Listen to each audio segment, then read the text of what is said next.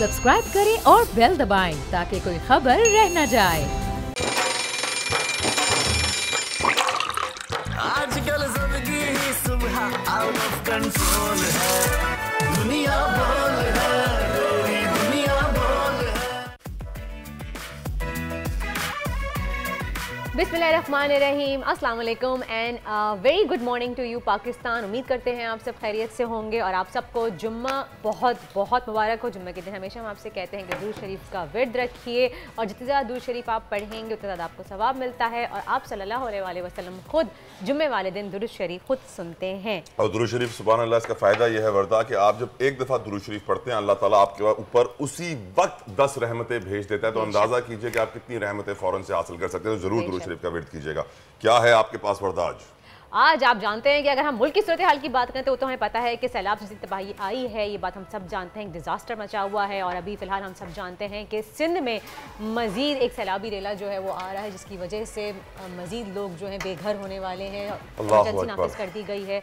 बहुत ही बुरी सिचुएशन है। लेकिन इन तमाम चीज़ों में मैं एक बात ज़रूर मेंशन करना चाहूँगी यहाँ पे कि जिस तरह से पाक आर्मी पहुँच रही है उन जगहों पे जहाँ पे पहुँचना मुमकिन नहीं है, बहुत मुश्किल है, रास्ते मुनक़ता हुए हुए हैं, लेकिन फिर भी हेलीकॉप्टर्स के ज़रिए हमारी पाक आर्मी जो है वहाँ पे पहुँच रही है, लोगों की मदद कर रही है, उनको इमदाद फराहम कर रही है। उस पर हमेशा हम सैल्यूट करते हैं अपनी पाक आर्मी को और शुक्रगुजार भी हैं कि पाक फ़ौज है तो हम लोग हैं, हम लोग चैन की नींद अपने घर में सोते हैं, क्योंकि हमें पता है कि हमारे पाक फ़ौज के जवान बॉर्डर्स पर खड़े हुए हैं। या जब भी कोई खुदा ना खास्ता कोई मुसीबत हम पे आती है, अगर हम कह लें कि कुदरती आफत भी आती है, तो हमेशा पाक फ़ौज के जवान सबसे पहले आगे बढ़कर पर बात हुई है ना वर्दा, कहाँ कहाँ तक जाएंगे वो? इतनी बड़ी एक सानिया है, डिजास्टर है, कैटास्ट्रॉफी है कि जिसके लिए हर कोई उठ बैठा है। माशाल्लाह से सारे Pakistani all over the world इस वक्त मोबिलाइज हो चुके हैं, एक्टिव है, डोनेट कर रहे हैं, सामान जमा हो रहा है। लेकिन प्रॉब्लम क्या है? प्रॉब्लम ये है कि जब सामान कराची से निकलता है तो उसके लिए अगर आपके पास सिक्योरिटी नहीं है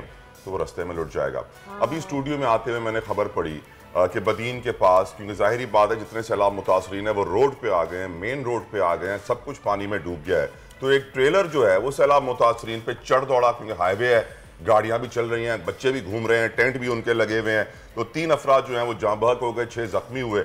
उसके अलावा मैं आपको बताऊं जो आपका एरिया है सेवण वाला, कल रात मुझे ये खबर मिली वर्दा कि सीएम सिंध मुराद अली शाह साहब ने वहां पे जो ब्यूरोक्रेट जो डीसी हैं उनको ऑर्डर कर दिया है कि यहां से जो भी इमदादी सामान आगे जाएगा पहले मेरे गांव में बटेगा, पहले मेरे वोटर्स को दिया जाएगा। जब इनका काम पूरा हो जाएगा फिर आप सामान आगे ले जाएंगे। तो अंदाजा कीजिए पीपल्स पार्टी के लीडर जहां जहां अपने इलाकों में जा रहे हैं उनको रुसवाई, बेइज्जती और धुतकार के वापस भेजा जा रहा है। साथ साथ मैं आपको बताऊं बहुत बड़ा एरिया है, खैरपुर, नाथन शाह है, दादू है, जोही है, जो मुकम्मल तौर पर तबाह हो गए। लाखों की यहाँ पे आबादी थी और यहाँ पे एक शख्स भी इस वक्त नहीं रह रहा है। वजह यह है कि सब कुछ डूब चुका है, सामान वहां नहीं पहुंच पा रहा। जो बाहर पंजाब से आ रहा है वो पहले सखर से पहले ले लिया जाता है, जो कराची से जा रहा है वो भी डीप अंदर तक नहीं पहुंच पा रहा है। तो बड़ा मुश्किल है, बड़ी डिस्क्रिमिनेशन है। मैं गुजारिश करूंगा पीपल्स पार्टी के लीडरान से, और प्रोग्राम में आगे चल के आपको वीडियो भी दिखाऊंगा कि किस तरीके से पीपल्स पार्टी के ओहदेदार इस्तीफा दे रहे हैं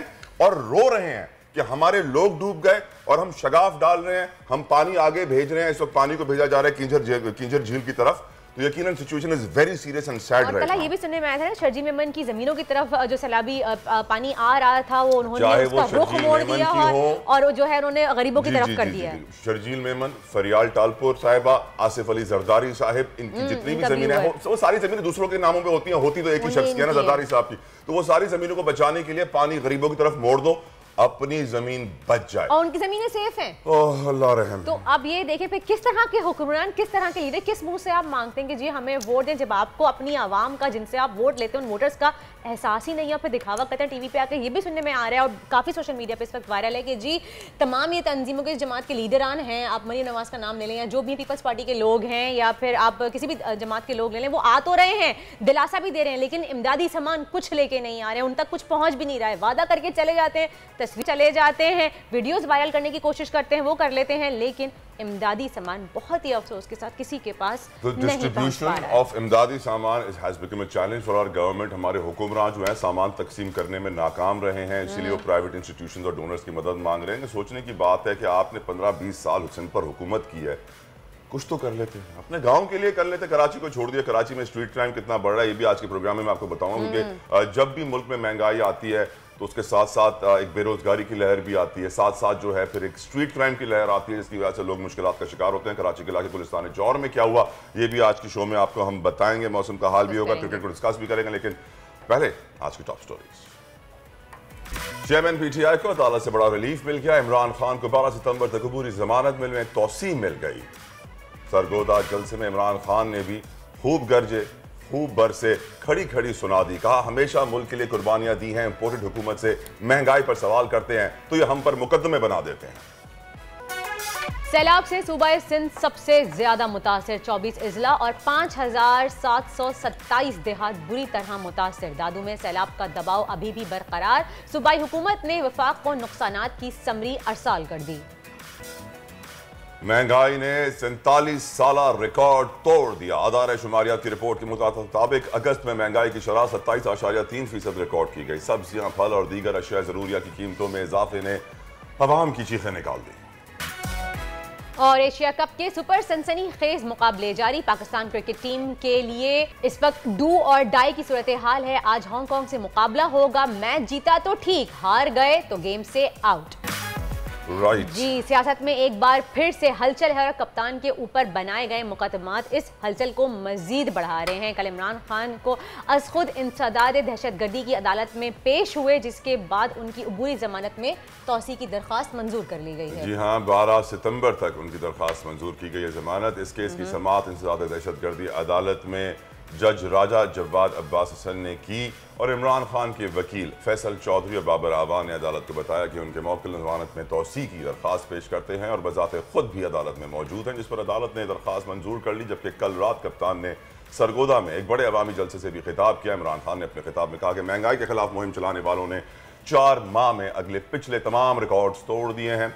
उनसे महंगाई का जो सूरत हाल है वो कंट्रोल में नहीं आ रही और सिर्फ मुकदमात बनाने पर जोर है इमरान खान के ऊपर और कुछ नहीं हो रहा। लेकिन हम इस वक्त इमरान खान के ऊपर केसेस चल रहे हैं, उसके बारे में बात करेंगे। थोड़ा सा हम कोई कानूनी राय लेंगे। हमारे साथ मौजूद हैं बैरिस्टर वकास अब्रे साहब, माहिर कानून हैं, उनसे पूछेंगे और जानेंगे कि जी इस वक्त केस कितना स्ट्रॉन्ग है। अस्सलाम वालेकुम अब्रे साहब एंड वेलकम टू दुनिया बोल है। अच्छा जी, ये बताइएगा कि अदालत ने खुद ही पुलिस से सवाल कर दिया कि क्या इमरान खान के पास से कोई कलेक्शन को बरामद हुई थी या किसी कल अदम तंजीम का हिस्सा है या कोई खुदकुश बमबार जैकेट इनके पास से बरामद हुई।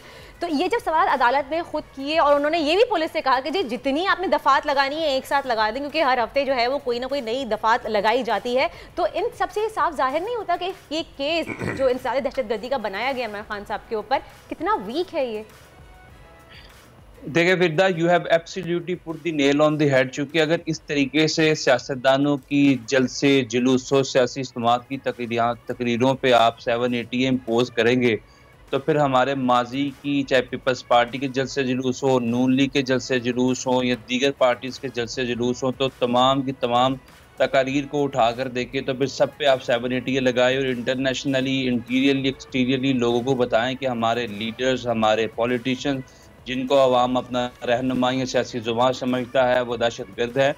I have also pair on the international TV channel, जिसमें इंडियन चैनल्स पे भी, तो वहाँ पे बड़ा तमस्सुक उड़ाया गया इस चीज़ का कि एक शख्स जो कि 500 करोड़ इकट्ठा करता है कौम के लिए, एक शख्स जो कि इंटरनेशनल रिकग्नाइज है, एक शख्स को यूएनओ खुद इन्वाइट करती है कि आप यहाँ पे आकर ड्रेस करें इंटरनेशनली, और हमारे मुल्क के अंदर उसको तमगा दिया जाता है 780 इम्पोज करके कि ये दहशत।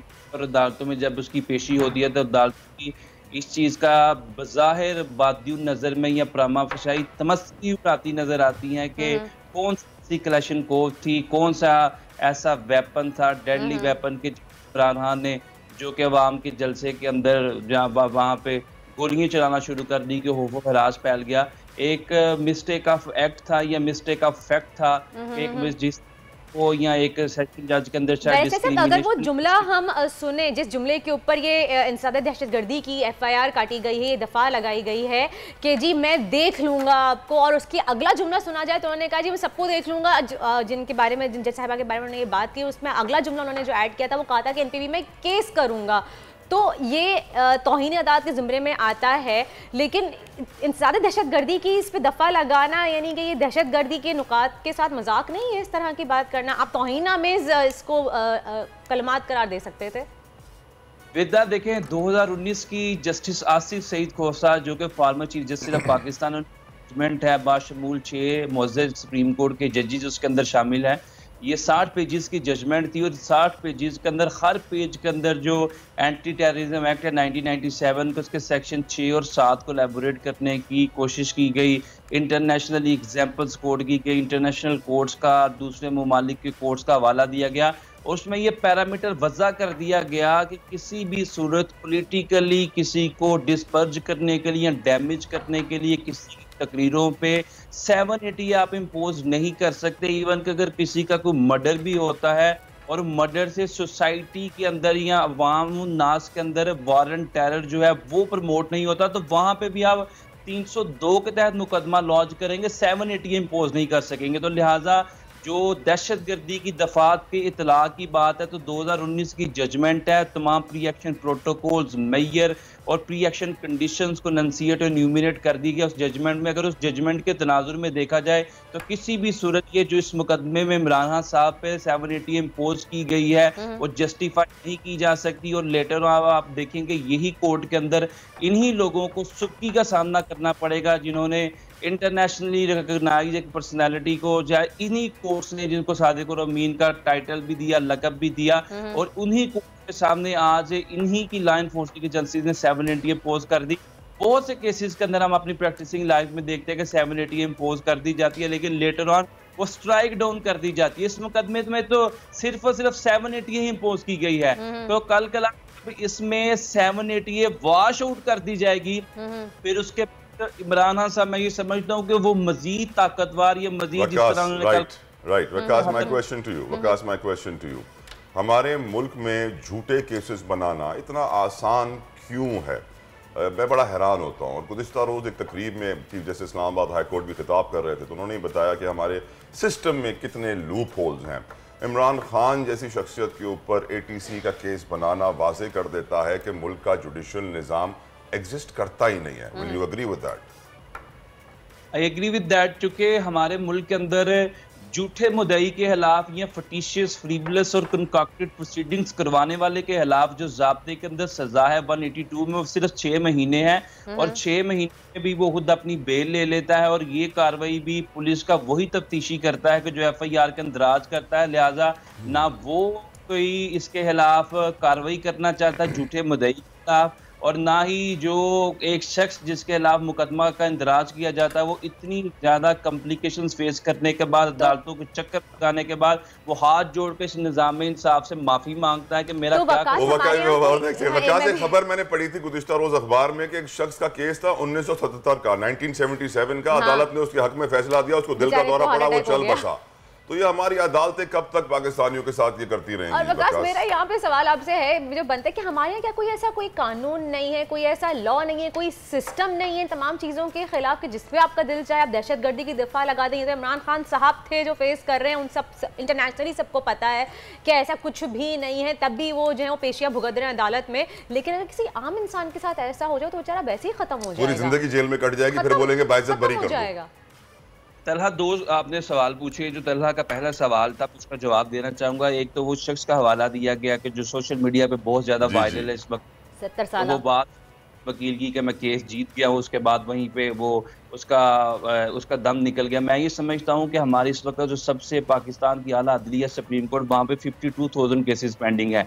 लाहौर हाई कोर्ट के सामने इस वक्त लाखों केसेस पेंडिंग है। हमारी जो लोड जुडिशरी है उसका तो कोई पुरसाने हाल नहीं। लिहाजा ये जो पेंडेंसी बढ़ती जा रही है, जब तक आप जजेस की तादाद को नहीं बढ़ाएंगे, जो डे एंड आफ्टरनून केसेस को कोर्ट्स को नहीं चलाएंगे, इतने ज़्यादा केसेस से आप कभी भी नबरजमा नहीं हो सकते। जो विद्या ने सवाल पूछा, बिल्कुल हमारे जो क्रिमिनल जस्टिस सिस्टम का सबसे बड़ा नुक्स, कज्जी, कमी, कोताही, डिफेक्ट या लूप होल यही है कि आप ये एक झूठा मुद्दई जो कि एक शख्स को, इनोसेंट शख्स के खिलाफ कोई एलिगेशन या एक्विजिशन इम्पोज करता है और उसको इस कदर पुलिस खरासा करती है, इस तरह मुतशद्दिद रवैये का उसको सामना करना पड़ता है कि कल कलाम वो जब बाइज्जत बरी होता है तो उसके मोहल्ले में, उसके इलाके में, उसके शहर में ये ढिंढोरा भी कहता है कि शायद कुछ दे के बच गया, और इतना लंबा अरसा जेल में गुजारने के बाद शायद पुलिस के साथ साजबाज की, चाहे अदालतों को शायद, और फिर उसकी फैमिली को जो फेस करना पड़ता है उसके बारे में तो हम सोच भी नहीं सकते। उसके बच्चे, उसकी फैमिली, उसका पूरा खानदान तबाह हो जाता है।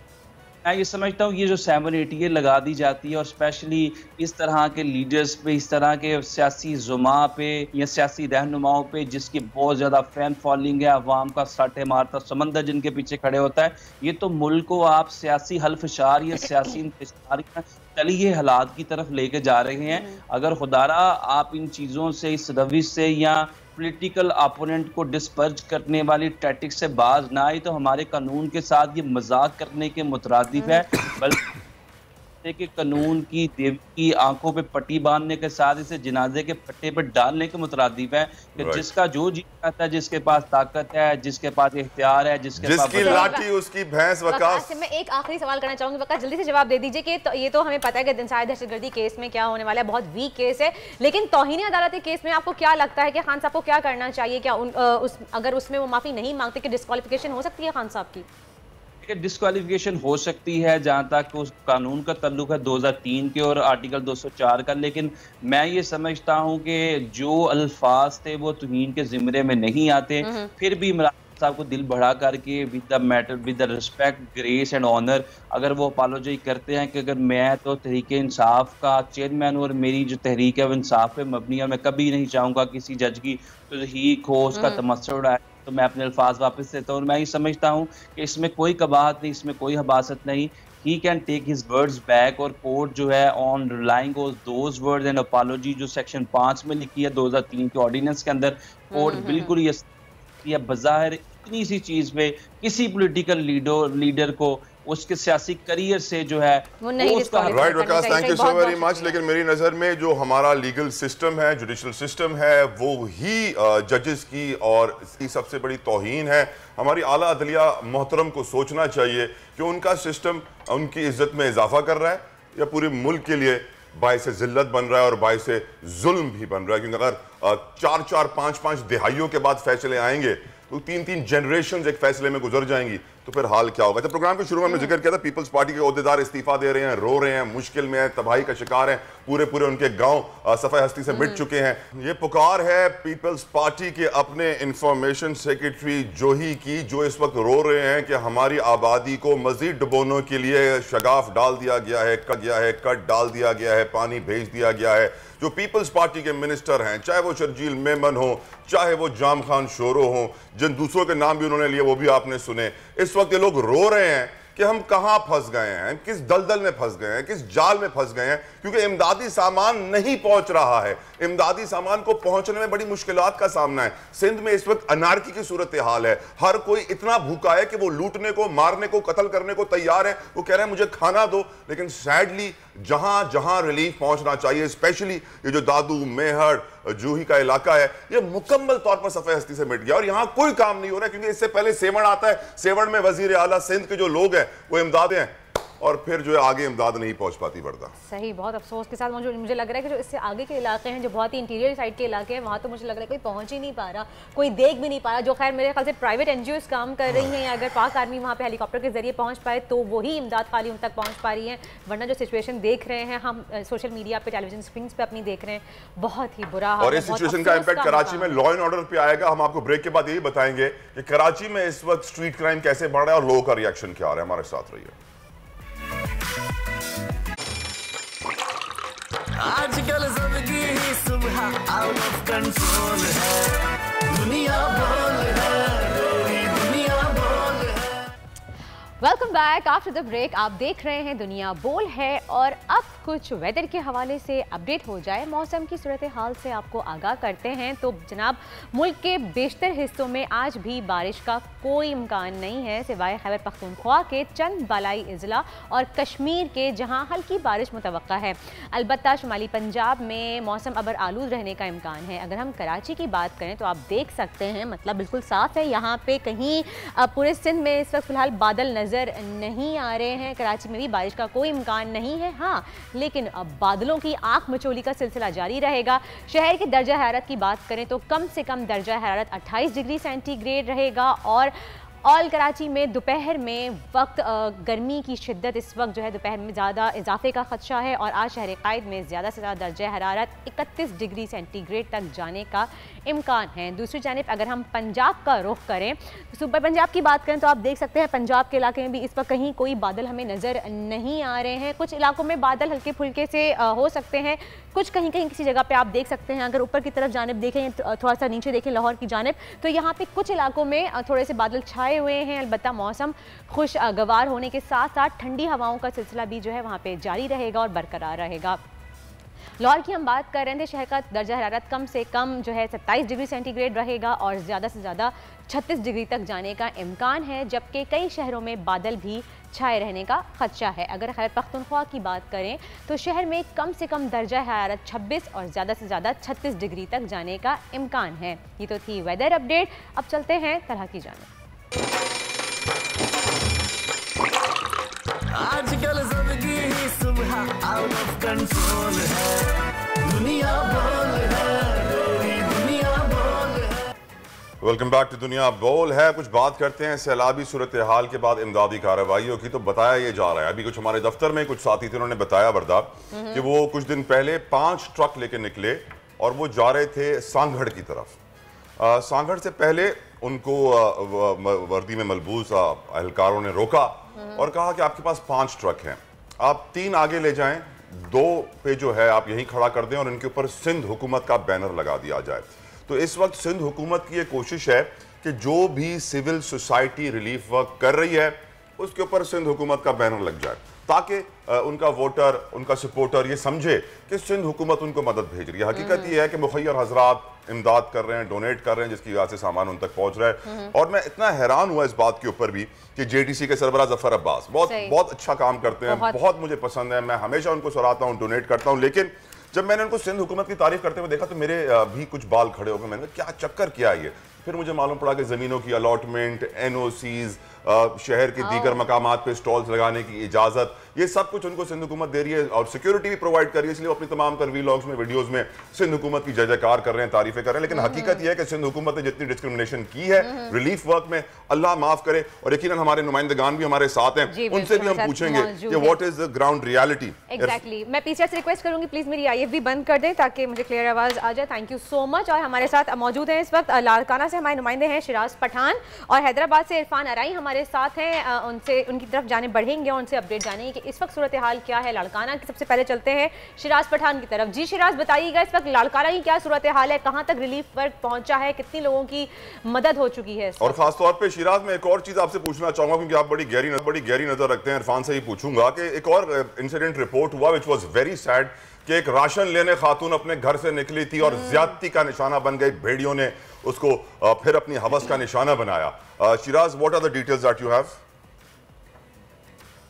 तलहा, बारिश थमे तो तकरीबन 10 रोज़ अब होने वाले हैं, लेकिन जो सैलाब और बरसात मुतासरीन हैं उनकी मुश्किलात में किसी तौर भी कमी नहीं आ सकी है। मैं आपको एदादो शुमार बताऊं तो आप भी हैरान हो जाएंगे कि आम दिनों में जो चाइल्ड फाउंडेशन है एमरजेंसी गवर्नमेंट हॉस्पिटल चांडका का, वहाँ पर आम दिनों में तकरीबन 200 के करीब बच्चे जो है वो मुख्तलिफ बीमारियों में लाए जाते हैं। लेकिन इस वक्त उसका रेशो जो उनके डायरेक्टर हैं अब्दुल्ला चांडियो, उनके मुताबिक तकरीबन 1400 बच्चे डेली की बुनियाद पर जो है वो लाड़काना ज़िला से लाए जा रहे हैं। चूँकि न सिर्फ लाड़काना ज़िला में लाड़काना के मुतासरीन मौजूद हैं बल्कि आसपास के अजला के भी बहुत सारे जो है मुतासरीन, तकरीबन 2.5 लाख जो है वो एदाद-ओ-शुमार जो डिप्टी कमिश्नर की जानिब से बताए गए कि इस वक्त मुकीम हैं। 60,000 के करीब जो बग़ैर सहूलियात के बनाए गए रिलीफ कैंप्स हैं उनमें मौजूद हैं और अदरवाइज़ जो है वो मुख्तलिफ शाराओं पर लाड़काना जो है इस वक्त मुकम्मल तौर पर देहात का मंजर पेश कर रहा है। हर जगह आपको जो है वो बाहर रोड पर चारपाई, बच्चे छोटे बड़े जो है वो इस तरह मिलेंगे। इस वक्त सहूलियात के रिलीफ कैंप क्या मतलब? सहूलियतें हैं ही नहीं उन रिलीफ कैंप्स में। सहूलत नहीं है। जो स्कूल्स थे सरकारी वहाँ पर जो है उनकी तातीलात कर दी गई और वहाँ पर जो है उनको कहा गया मुतासरीन को कि आप अपनी मदद आपके तहत वहाँ जाकर पनाह ले लें। वहाँ पर ना लाइट है, ना सफाई सुथराई का बंदोबस्त है, ना ही वहाँ पर जो है वो टाइम पर खाना पहुँचाया जाता है। मैंने पहले भी आपको पिछली दफ़ा बताया था कि निसार खोड़ो के अपने गाँव की हालत ये थी कि उसके हारी जो है वो ख़वातीन रोते हुए हमें जो है वो दाद रसी के लिए अपील कर रही थी कि खुदारा उनको हमारे गाँव भेजें। लाड़काना के जो मुंतखब नुमाइंदे हैं वो अपने तौर पर कर तो रहे हैं, लेकिन वो मरहूने मिन्नत हो चुके हैं। चेयरमैनों के ब्लैकमेलिंग की जा रही है। ऑडियो जो है वो उनके व्हाट्सएप ग्रुप, जो ऑफिशियल ग्रुप बनाया गया है, जिसमें जो है न सिर्फ अराकीन कौमी और सूबाई असेंबली हैं बल्कि ज़िला इंतज़ामिया चेयरमैन हैं, उनकी ऑडियो लीक हुई हैं जिसमें एक दूसरे के ऊपर संगीन इल्ज़ामात लगाए जा रहे हैं। चेयरमैन ये कहते हैं कि जो खाना आप रिलीफ कैंपों में फराहम कर रहे हैं वो किसी तौर भी खाने के लायक नहीं है और अल्लाह को भी मुंह दिखाना है, मरना भी है। खुदारा इस किस्म का काम ना करें, करप्शन ना करें। करोड़ों रुपए की जो है मुबैना तौर पर टेंट्स और राशन के इतनी इमदाद मिल रही है, राशन भेजा जा रहा है, प्राइवेट जो है सेक्टर्स खुद इतनी मदद कर रहे हैं, एनजीओज कर रही हैं, हुकूमत का तो खैर मैं कुछ नहीं कह सकती, लेकिन बहुत से लोग मदद कर रहे हैं, इमदाद भेज रहे हैं, तो वो भी आप लोगों तक लाड़काना तक नहीं पहुंच पा रही है। जैसे आके आप बता रहे हैं कि खाना जो वहाँ पे भेजा जा रहा है वो खाने के लायक भी नहीं है। राशन वगैरह का इंतजाम तो प्राइवेटली भी किया जा रहा है ना? जी बिल्कुल, यहाँ पर जो है मुख्तलिफ NGOs हैं और फैसल ईदी भी लाड़काना आए थे। उन्होंने भी यहाँ पर जो है वो 30 स्कूल्स अडॉप्ट किए थे और कहा था कि हर 15 दिन के बाद जब राशन ख़त्म हो जाएगा तो फिर हम 15 दिनों के लिए राशन देंगे, लेकिन वो भी मरहूने मिन्नत रहे कमिश्नर लाड़काना के। जो कमिश्नर लाड़काना ने उनको एदाद शुमार दिए और पॉइंट आउट करके चीज़ें दी, फहरिस्त बाकायदा फराहम की गई और फिर उसके ज़रिए वो वहाँ पर बाँट रहे हैं। अब वो जहाँ पर हम जाते हैं, जिस भी रिलीफ कैंप में, वहाँ पर जो है लोग शिकायत करते दिखाई देते हैं। इस वक्त मैं उमरानी पुल पर मौजूद हूँ, ये बस्ती है। कुछ अपनी मदद आपके तहत, कुछ यहाँ टेंट भी मिले, बिलावल भी आए थे। क्या आपको सहूलियात मिल रही हैं? क्या कहना चाहेंगे? खाना पेट भर कर मिल रहा है, दवाइयाँ मिल रही हैं? कुछ भी नहीं मिल रहा है। अभी बोलता है खाना भी नहीं देता है, डेंट भी नहीं देता है, कुछ भी नहीं देता, दवाओं भी अभी नहीं। बच्चे देखो मर रहे हैं, कुछ भी नहीं है। जहाज से चक्कर लगा के चले जाते हैं, चेयरमैन कोई भी नहीं देता डेंट। मेडिकल रिलीफ कैंप भी करीब लगाया गया तो दवाइयाँ मौजूद हैं? नहीं मौजूद नहीं है। वो बोलता है ये नहीं है, ये दवा नहीं है। क्या करें, हम मर रहे हैं, बच्चे भूख रहे, मर रहे हैं। जी कमोबेश यही सूरत हाल है। इसी किस्म की शिकायत जो है वो दिखाई देती हैं। इस वक्त भी जब हम ये कवरेज के लिए आ रहे थे तो रास्ते में पायलट हायर सेकेंडरी स्कूल के बाहर सैकड़ों मुतासरीन बगैर ऐलानात के उन्हें किसी ने कह दिया कि जी पायलट स्कूल में राशन जो है वो तकसीम किया जाएगा, मालूम पड़ता है पहुंच गए हैं। अब शिराज, इससे मालूम पड़ता है कि सिंध हुकूमत की तैयारियां कैसी हैं कि बिना सहूलियात के कैंप्स में सैलाब मुतासरीन को भेजना के अपनी मदद खुद करो। स्कूल में खाली पड़ा है, वहां जाकर रहो और वहां जाके खुद अपना बंदोबस्त करो। अल्लाह रहम फरमाए सिंध वालों पर। ये सिंध की धरती पता नहीं अब मजीद कितना ये वजन बर्दाश्त करेगी, ये बोझ बर्दाश्त करेगी। इरफान आ रहे हैं हैदराबाद से, मैं ज्वाइन कर रहे हैं, सीनियर रिपोर्टर है इरफान। ऐसी हमें इत्तलात मौसूल हो रही है जराए से कि जो सामान भेजा जा रहा है इंटीरियर सिंध, वो सियासत का शिकार हो रहा है। DCs और दीगर ओहदेदार वजीर आला के अहकामात के ऊपर अपने अपने वोटर्स और अपने अपने इलाकों में सामान बांटना चाहते हैं। जो प्राइवेट लोग ट्रक्स लेकर आ रहे हैं उनके बैनर्स उतार के सिंध हुकूमत के बैनर लगाए जाते हैं। जिस तरह अभी शिराज में बता रहे थे कि 1400 बच्चे रोज आ रहे हैं चांद का लाड़काना के अस्पताल में, बीमार बच्चे। तो यकीनन पूरे सिंध में, आपके पास भी हैदराबाद में ऐसी सिचुएशन होगी। अपडेट कीजिएगा इरफान।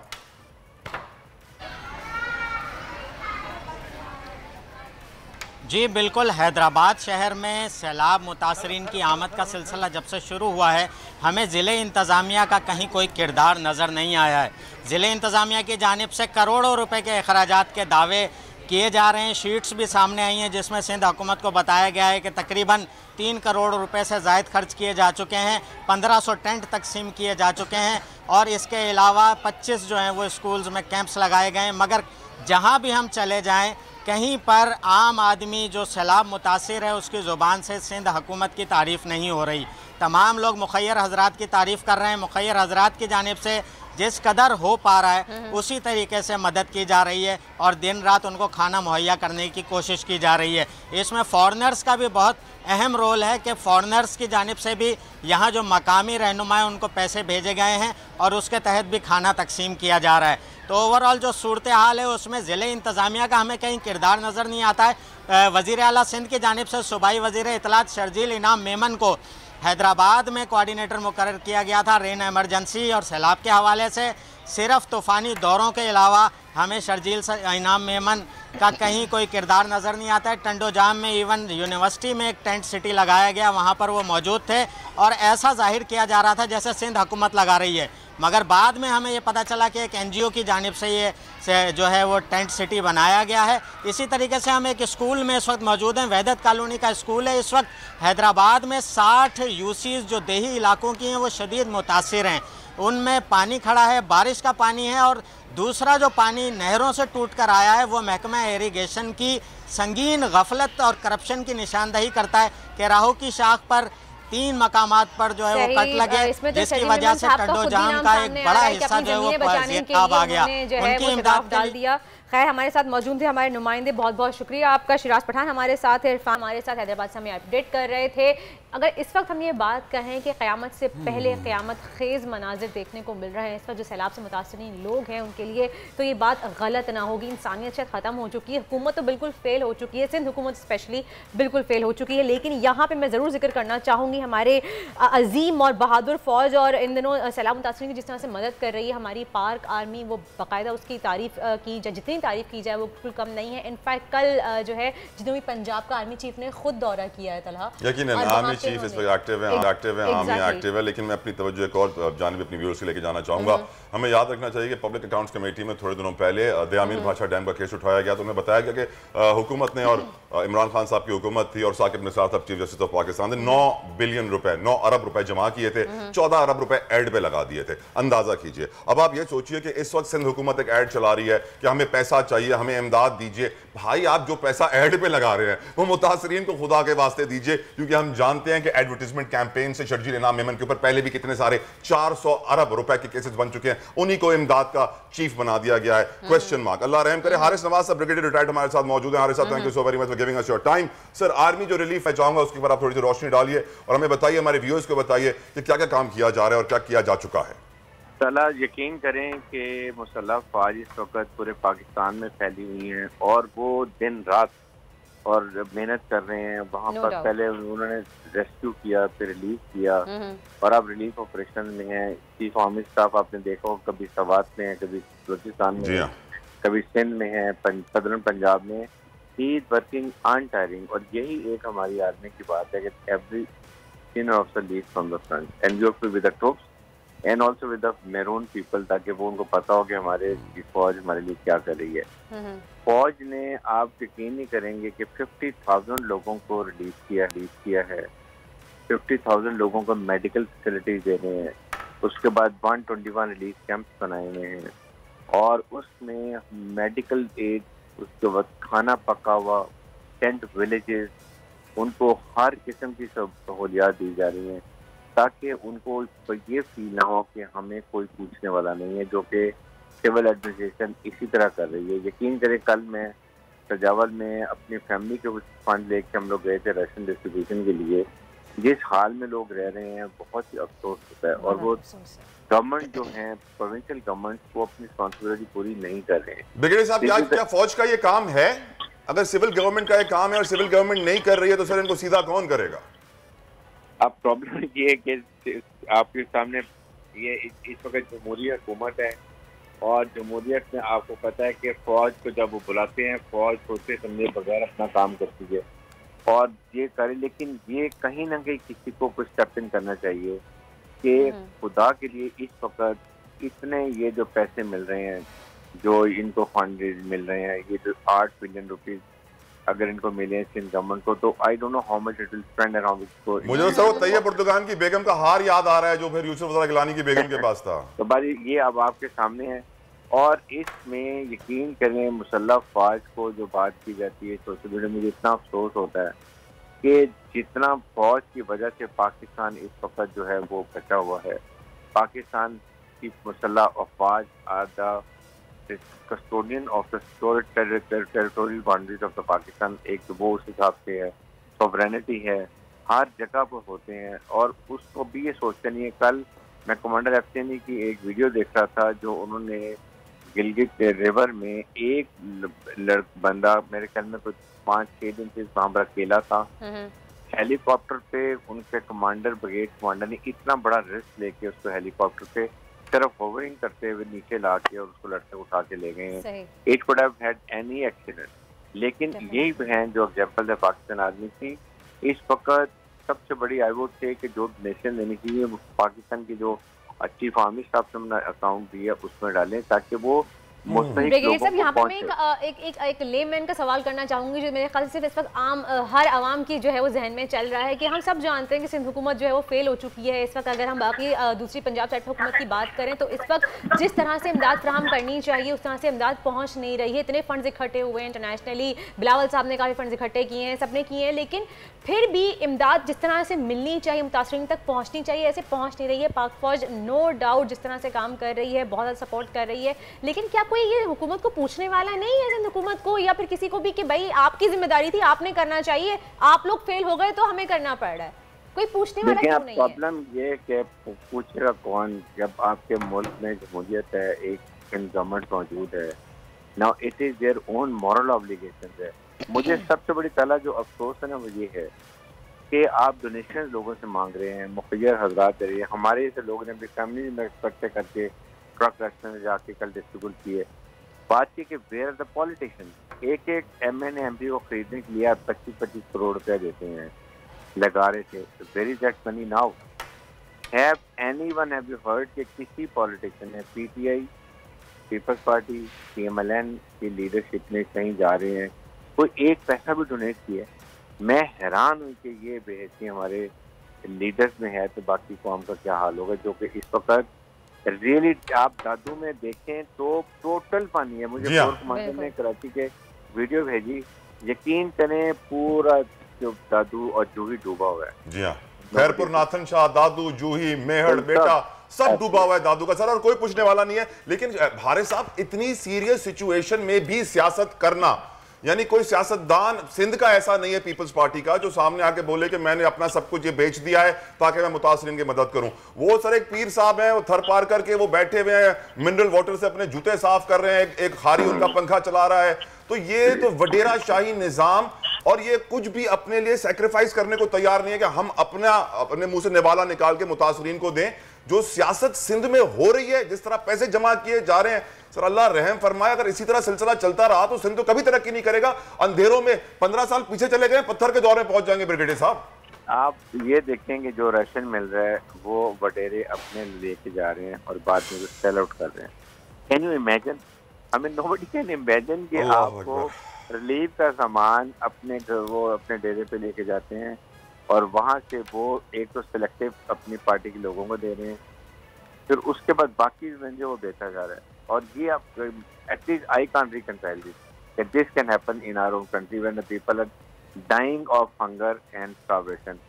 ये हाल है, बेचारों को कपड़े पहनने के लिए नहीं है। मैं तो यहाँ तक कि हमने पुराने कपड़े सारे ले गए कि जाके चलो उनको देंगे। ब्रिगेडियर साहब, जो क्राइम बढ़ रहा है उसके लिए आप क्या कहेंगे? कि एक खातून राशन लेने निकली थी और वो ज्यादती का शिकार बन गई गुज़िश्ता रोज सखर में। उनको राशन के लिए कहा गया था कि मैं राशन दिलवाऊंगा। अब आप बताइए, ये हालात हमारे मुल्क में, यू ऑनेस्टली नीड कोई वो आपको यहाँ पर ऐसा लीडर चाहिए, या तो नेल्सन मंडेला चाहिए या लियोपोन चाहिए, जो आके पाकिस्तान में करें, और इसके लिए पूरी कौम को खड़ा होना चाहिए। अब वो लीडर कौन है, कहाँ से मिलेगा ये लीडर, ये भी बता दें, कहाँ से मिलेगा? पाकिस्तान से लीडर तो पाकिस्तान से है, लेकिन अवाम को खड़ा होना चाहिए।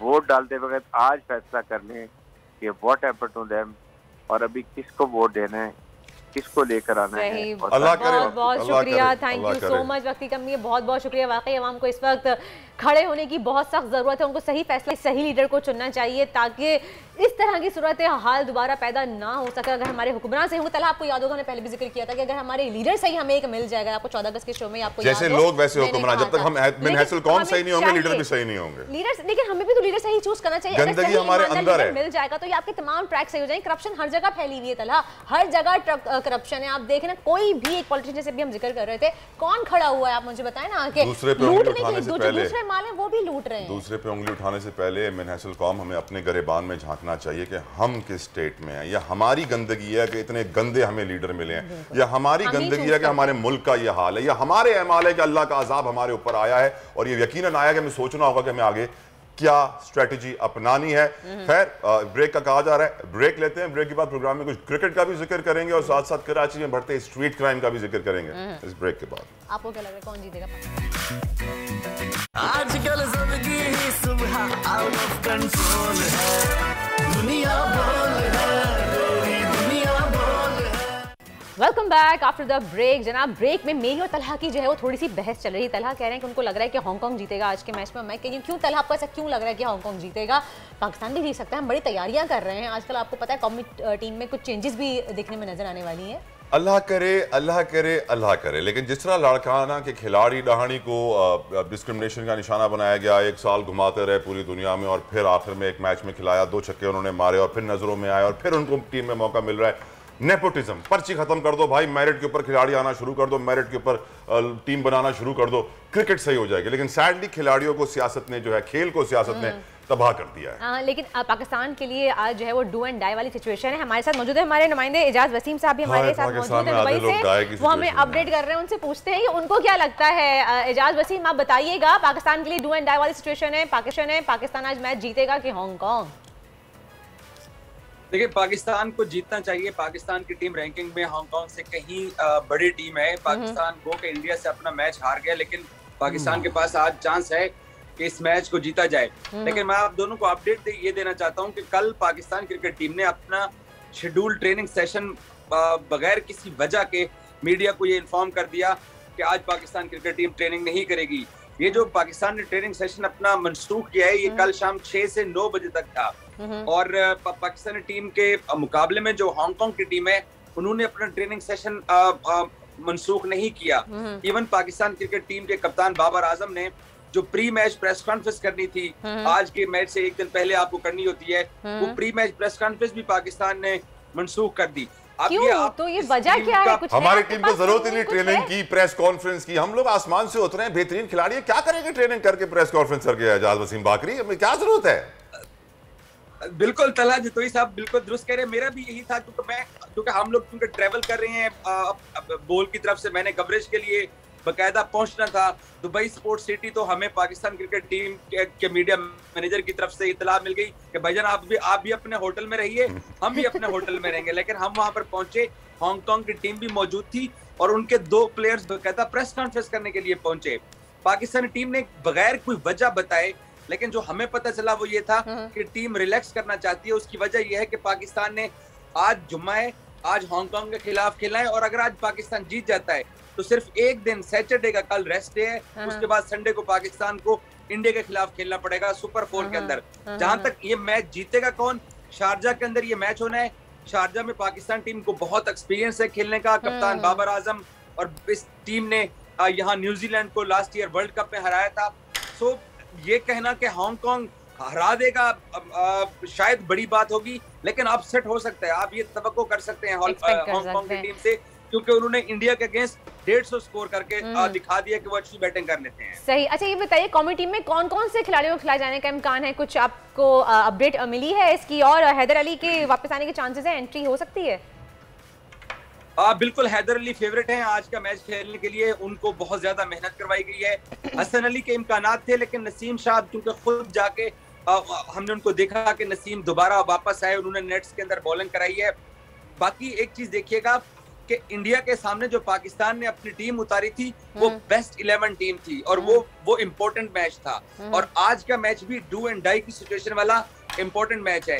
तो आप एक बड़े मैच के सामने जो आपने प्लेइंग 11 बनाई है, उस प्लेइंग 11 को आप शारजा में आके ब्रेक तो नहीं कर सकते हैं, लेकिन अलबत्ता ये नजर आया है कि खुशदिल शाह और इफ्तिखार अहमद, इन दोनों और आसिफ अली, लोअर ऑर्डर में पाकिस्तान ने गो के हमारे टेल एंडर्स ने स्कोर किया, लेकिन लोअर ऑर्डर पे स्कोर नहीं हुआ है। तो ऐसे में हैदर अली को चांस दिया जा सकता है, क्योंकि शारजा की शॉर्ट बाउंड्री है और हैदर को सूट करती है। Waseem, last but not the least, इतने रेस्ट करने की क्या जरूरत, इतने फिटनेस के इश्यूज क्यों हो रहे हैं? कहीं शारजा में रातें लंबी तो नहीं हो रही? देखिए फिटनेस के इश्यूज पाकिस्तान क्रिकेट बोर्ड के मेडिकल पैनल का तला भाई कसूर है। पाकिस्तान क्रिकेट बोर्ड का जो मेडिकल पैनल है उनको देखिए, आपको मैं एग्जांपल देता हूं। शाहीन शाह अफरीदी श्रीलंका के अंदर बॉल लगने पे जख्मी होते हैं, वो पाकिस्तान आते हैं, उनको हॉलैंड कैरी सफर कराया जाता है। वो हॉलैंड टीम के साथ रहते हैं, उनको फिर दुबई सफर कराया जाता है। मैंने खुद एम्स्टरडम के एयरपोर्ट के ऊपर शहीन शाह को 40 से 50 किलो के लगेज की ट्राली खींचते हुए देखा है कि अगर यार आपका इतना प्राइम फास्ट बॉलर इंजर्ड है तो आप उसको एम्स्टरडम से रॉटरडैम, लाहौर, ये फेलियर पीसीबी का है, मेडिकल बोर्ड का नहीं है, ये फेलियर पीसीबी का हुआ ना वसीम। तो साहब जरा पीसीबी ने ही वो मेडिकल पैनल रखा हुआ है, पीसीबी ने ही इन डॉक्टर्स को रखा हुआ है। देखिए कल भी हम दोस्त आपस में बात कर रहे थे कि doctor Asad Abbas Pakistan hockey team और पाकिस्तान के स्पोर्ट्स के एथलेटिक्स दस्ते के साथ बर्मिंघम गए, वो भी स्पोर्ट्स के डॉक्टर हैं, लेकिन उन्होंने इंजर्ड कोहनी के साथ अरशद नदीम से गोल्ड मेडल जितवा दिया। और जो हमने इतने करोड़ों रुपए और लाखों रुपए अपने मेडिकल पैनल पे खर्च कर रहे हैं, उनके आप डिसीजंस देखिए कि एक लड़के को नीदरलैंड से दुबई बुला रहे हैं, उसको 2 दिन बाद वापस लंदन भिजवा रहे हैं शाहीन शाह अफरीदी को कि आप लंदन जाके अपना इलाज कराइए। तो आप उसको हॉलैंड से ही 1 घंटे का ट्रेवल करवा के लंदन आप लैंड करवा लेते। जब ऐसे आप फैसले करते हैं तो फिर नुकसान होता है पाकिस्तानी टीम का, क्योंकि क्रूशल मूवमेंट्स के ऊपर आपको अपने अहम बॉलर्स का साथ हासिल नहीं होता। बहुत बहुत शुक्रिया, बहुत बहुत शुक्रिया। एजाज वसीम बाकरिया में शारजा से रिपोर्ट कर रहे थे। पाकिस्तान मैच है, पीसीबी के मसाइल, पीसीबी का फेलियर, किस तरह खिलाड़ियों की मिसमैनेजमेंट हो रही है, खिलाड़ी अनफिट हो रहे हैं, रेस्ट कर रहे हैं। शारजा में आज इंपॉर्टेंट मैच से पहले प्रेस कॉन्फ्रेंस कैंसिल कर दी गई।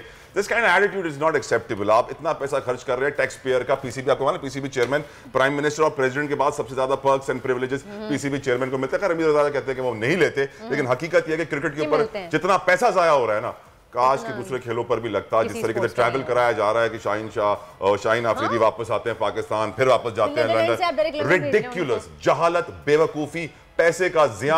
सच्चे नहीं है ये लोग, पाकिस्तान से ये लोग सच्चे नहीं है, अपने घर से अपने घर वालों से क्या होंगे। सिंसियर नहीं है तलहा, इसी वजह से तो यही हम सिचुएशन का सामना कर रहे हैं। खैर आप कुछ क्राइम इस वक्त जिस तरह सैलाब ज़दगान, आप जानते हैं कि पूरे सिंध से एक माइग्रेशन चल रही है, आईडीपीज क्रिएट हो गए हैं, करोड़ों की तादाद में ये इंटरनली डिस्प्लेस्ड पीपल हैं जो मुश्किलात का शिकार है, सैलाब के लिए रिलीफ मांग रहे हैं। तो ये कराची आ रहे हैं बहुत बड़ी तादाद में। तो कराची के अंदर भी एक थोड़ा सा अनरेस्ट देखा जा रहा है। कराची में स्ट्रीट क्राइम की वारदातों में इजाफा हो रहा है। कराची का इलाका गुलिस्तान जौहर, जहां गुज़िश्ता रोज एक शख्स अपनी फैमिली के साथ चाट खा रहा था और एक दहशतगर्द आ गया, एक बर्बरियत से भरा इंसान आया, उसने उसको लूटने की कोशिश की। और जाहिर सी बात है, जब कोई गरीब आदमी लुटता है तो वो मजामत करता है, वो कहता है भाई मुझे खुदा के वास्ते मत लूटो, मेरे पास ये एक ही फोन है, मेरे पास यही 2-4 हज़ार रुपए जेब में, तुम ले जाओगे, मैं क्या करूंगा। खैर उसने अपना रोया वहां पे, और लेकिन फिर भी उस दहशतगर्द को उस पर रहम ना आया और उसने उसके सर में गोली मार दी, जिसके बाद वहां पर एहतजाज हुआ, रोड ब्लॉक हुआ। 3 घंटे के बाद जाए हादसा पर पुलिस पहुंचती है और पूछती है कि क्या हुआ, क्यों रोड ब्लॉक किया हुआ है। ये वाकया तो जौहर का है। गुज़िश्ता एक रोज पहले कोरंगी में भी ऐसा ही वाकया हुआ कि मोबाइल छीनते वक्त गोली मार दी गई, क्योंकि अब जो दहशतगर्द हैं, जो चोर हैं, उनकी भी हालत कुछ ऐसी है कि वो नहीं अफोर्ड करते मज़ामत, वो नहीं रहम खाते किसी के ऊपर, एक मोबाइल की खातिर गोली मारने को तैयार है। वर्दा इमेजिन कि हम जिस शहर में रह रहे हैं, कराची, ये आपके मुल्क का आबादी के लिहाज से 15% है, मईशत के लिहाज से 60 से 70% है, लेकिन फिर भी तिजारती दारुल खिलाफा होने के बावजूद इसे सौतेला, लावारिस और लाचार और बेबस छोड़ दिया गया है कि तुम जानो तुम्हारा काम जाने, हम बिजी हैं सियासत में। तलहा अगर आपको याद हो तो जिस वक्त ये हमने खबर सुनी थी कि सैलाब मुतासरीन को इस वक्त शहरों में जो है मुंतकिल किया जा रहा है, वहाँ पे खेमे लगा के, झोपड़ियाँ लगा के वहाँ पे लोग रहेंगे, उसी वक्त अगर आपको याद हो मैंने शो में हम लोगों ने दोनों ने जिक्र किया था इस चीज़ का कि जी अब स्ट्रीट क्राइम्स बढ़ेंगे, क्योंकि जब वो लोग आएंगे बेरोजगारी बढ़ेगी और महंगाई जिस तरह से बढ़ रही है, क्योंकि हुकूमत ने तो अब भी रिलीफ हमें दिया है नहीं, उल्टा पेट्रोल और महंगा कर दिया है। अच्छा, और अफसोस की बात यह है कि पिस्ता गरीब ही है, जिसको लूटा जाता है वो भी गरीब है, जो बेचारा पहले ही महंगाई के चक्के पिस्ता पर अपनी जान से भी हाथ धो बैठता है। तो गुलिस्तान जौहर का कोरंगी का बताया आपने तरह, गुलशन इकबाल की मैं आपको बात बताऊं तो वहां पे आपको पता है 11:30 रात को 12:30 बजे दोपहर के टाइम पे, स्पेशली जिस वक्त मर्द हजरात घर पे नहीं होते, घरों की बेलें बजाई जा रही हैं और कहा जा रहा है कि जी हम सैलाब मुतासरीन हैं, बराए मेहरबानी हमारी मदद करें। और जब नीचे कोई मदद को जा रहा है तो गन पॉइंट पे उनको घर के अंदर से लूटा जा रहा है, घर के अंदर दाखिल हो जाते हैं। ये मैं बताऊं आपको, ये खुद हमारे इलाके, मेरे इलाके में ये चीज हुई है, और उसके अलावा मेरे घर में भी रात के 11:30 बजे 3 से 4 दफा इस तरह मुस्तकिल बेलें बजाई जा रही हैं। 2 से 3 लोग खड़े हैं और कह रहे हैं जी हम सैलाब मुतासरीन हैं, बराए मेहरबानी हमारी मदद कीजिए। जी अगर आप सैलाब मुतासरीन हैं तो इतने कैंप्स लगे हुए हैं, इतनी सब चीजें, आप वहां पे क्यों नहीं जा रहे, आप घरों की बेलें क्यों बजा रहे हैं। तो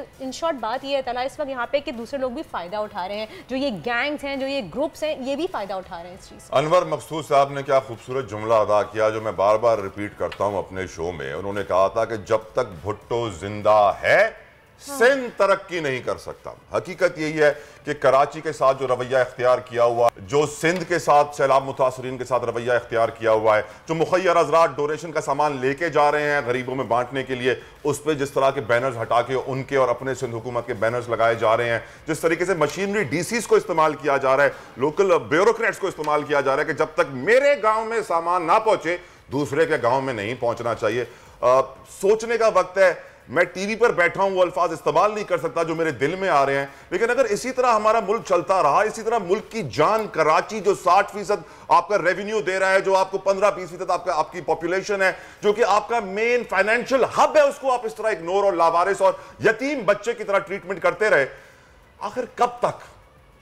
ये मेरा सवाल हमेशा बढ़ता रहता है कि कब तक इसका कोई जवाब न देने वाला है तना और ना कोई पुरसाने हाल है सिंध का और स्पेशली कराची का। अभी भी देखें ना कितने हमने सड़कों के ऊपर रोए पीटे, बारिश हुई, सब कुछ, लेकिन आज भी आप देखें वही सूरत हाल है, वही करप्शन चल रही है। जब तक करप्शन खत्म नहीं होगी तब तक कुछ हमारे और अल्लाह की शान देखिए ना, वो मुनव्वर टालपुर, फरियाल टालपुर साहिबा के जो शौहर हैं, वो 50-50 के नोट बांट रहे थे। देखिए ना उनके घर में क्या हाल होता है, देखिए उनकी औलादों के साथ क्या होता है, देखिए उनके प्रॉब्लम्स क्या होते हैं, और यकीनन इससे वाज़ेह हो जाता है कि अल्लाह के घर में देर है, अंधेर नहीं है। और कब तक ये सिंध के साथ ये जालिमाना वहशियाना सलूक जारी रहेगा? बेशक अल्लाह की लाठी बेआवाज़ है तलहा, बेशक अल्लाह की लाठी बेआवाज़। अल्लाह की लाठी चलेगी और ऐसी चलेगी कि दुनिया देखेगी और याद रखेगी कि जो पाकिस्तान के लोगों के साथ जुल्म हुआ था, अल्लाह ने उसका हिसाब लिया। क्योंकि अब वक्त आ गया, इलेक्शन सर पे खड़े हैं, बल्दियाती इलेक्शन भी हैं।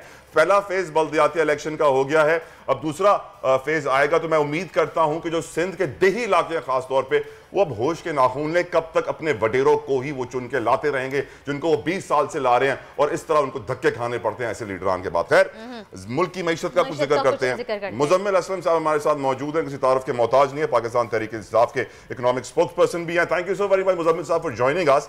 जो इस वक्त मुल्क की इकोनॉमिक कंडीशन है, जो आउटलुक है, मुजम्मिल साहब, how do you see it? क्योंकि सैलाब के बाद जो नुकसान हुआ है उसका हजारा तो कभी भी नहीं हो पाएगा। हम 15 साल पीछे चले गए हैं, और जो हुक्मरां हैं वो जो हरकतें कर रहे हैं मुजम्मिल साहब, उससे सिचुएशन और खराब हो रही है। थोड़ी आप रोशनी डालिए सर।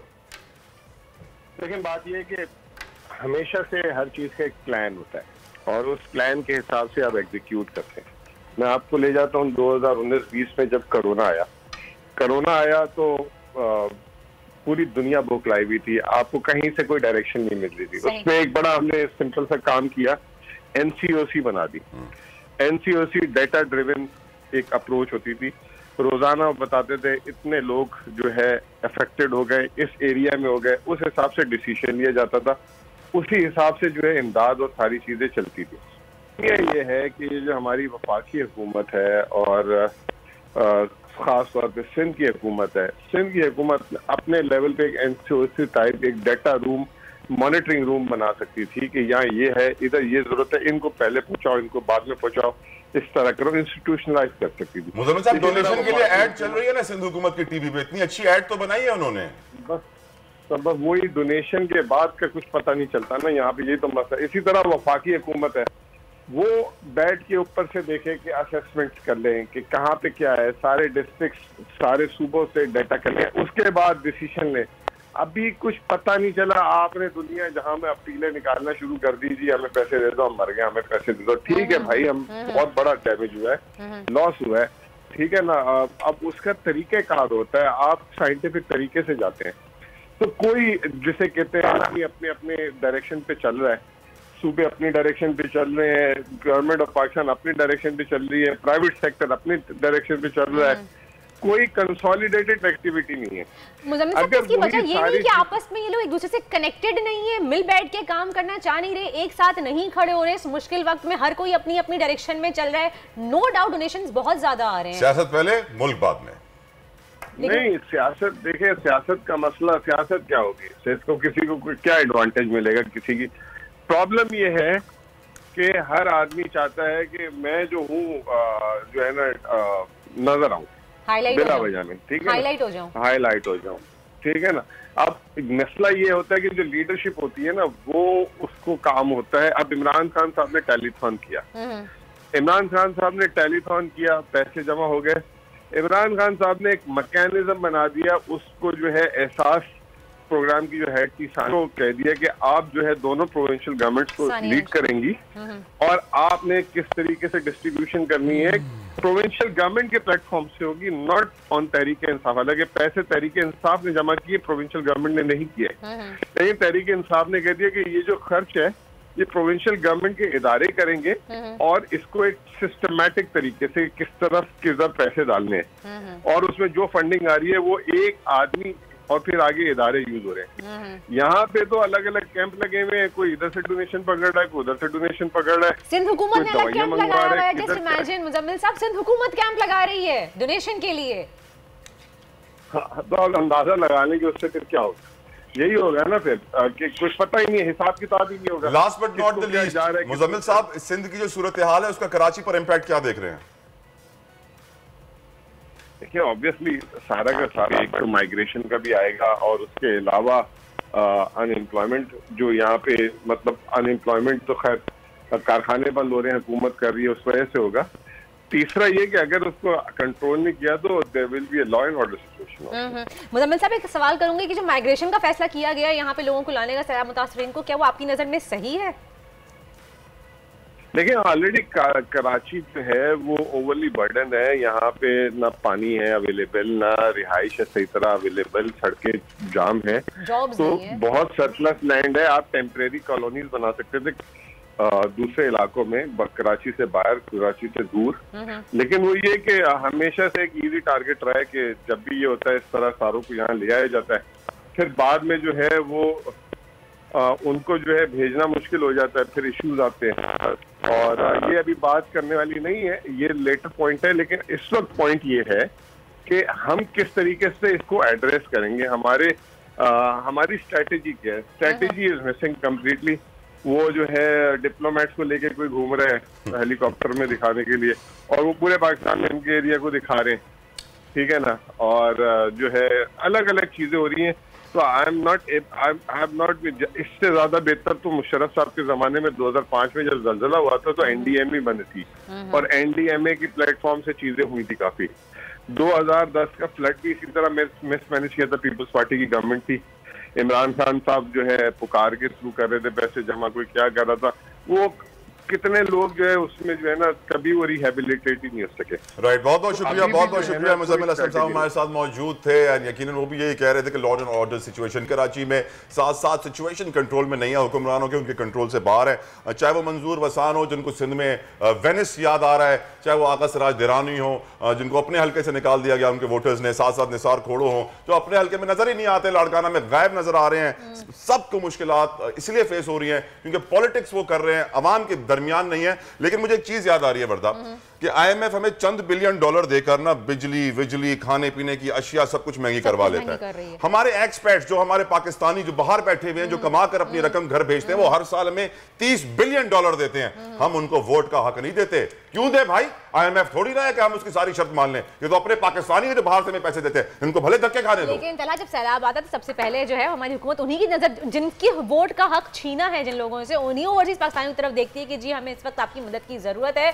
आप प्लीज बराए मेहरबानी फंड्स भेजें ताकि हम फौरन फंडिंग करें, ताकि हम जो अल्लाह ताला हमारे सियासतदानों से मुनाफिकत का खात्मा करे। ये बताऊं यहाँ पे कि इसके कॉन्सिक्वेंसेस हमें फ्यूचर में बेयर करने पड़ेंगे तला, और बहुत बुरे कॉन्सिक्वेंसेस हमें बेयर करने पड़ेंगे। जिस तरह से माइग्रेट किया जा रहा है सैलाब मुतासरीन को, यहाँ पे बहुत बुरी सिचुएशन हो सकती है शहर में। यकीनन प्रोग्राम का वक्त खत्म हो जाता है और मैं चाहूंगा कि प्रोग्राम के आखिर में मैं दुआ पढ़ूं, कुरान पाक की आयत पढ़ूं, बिस्मिल्लाहिर्रहमानिर्रहीम, इन्नल्लाहु व मलाइकतहु युसल्लूना अलन नबी, हक नबी, या अय्युहल्लज़ीना आमनू वसल्लु अलैहि वसल्लिमु तस्लीमा, अल्लाहुम्मा सल्लि अला व अला आलि मोहम्मद। अल्लाह ताला कुरान पाक में फरमाते हैं, मैं और मेरे फरिश्ते दुरूद व सलाम पढ़ते हैं, बंदो तुम भी कसरत से दुरूद व सलाम पढ़ो। तो हम में और हमारे रब में वाहिद अमल जो मुश्तरक है वो दुरूद व सलाम है। इस दुरूद व सलाम का विर्द आज जुम्मे के दिन ज़्यादा से ज़्यादा कीजिए, क्योंकि हमारा मुल्क मुश्किल में है, हमारे पाकिस्तानी भाई मुश्किल में है, उनके लिए दुआ कीजिए और ये भी दुआ कीजिए कि हमें अच्छे हुक्मरान, अच्छे सियासतदान, अच्छे लीडरान मिले, क्योंकि अगर इसी तरह चलते रहे तो पाकिस्तान मुश्किल में रहेगा।